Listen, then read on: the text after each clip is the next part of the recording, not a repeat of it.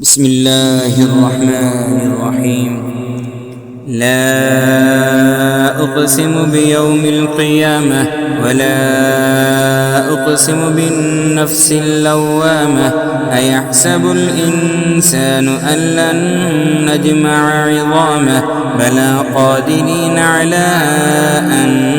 نسوي بنانه بل يريد الإنسان ليفجر أمامه يسأل أيان يوم القيامة فإذا برق البصر وخسف القمر وجمع الشمس والقمر يقول الإنسان يومئذ أين المفر كلا لا وزر إلى ربك يومئذ المستقر ينبأ الإنسان يومئذ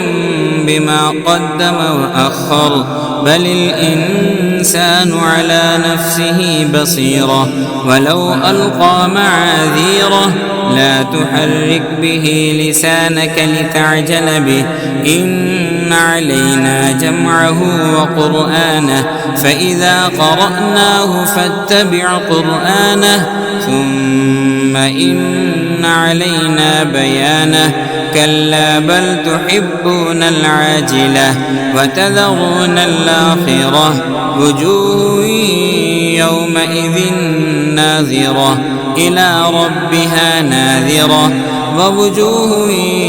يومئذ باسرة تظن أن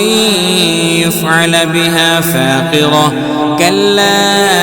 إذا بلغت التراقي وقيل من راق وظن أنه الفراق والتفت الساق بالساق إلى ربك يومئذ المساق فلا صدق ولا صلى ولكن كذب وتولى ثم ذهب إلى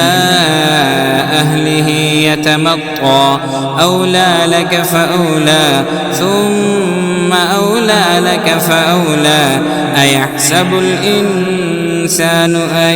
يترك سدى ألم يك نطفة من مني يمنى ثم كان علقة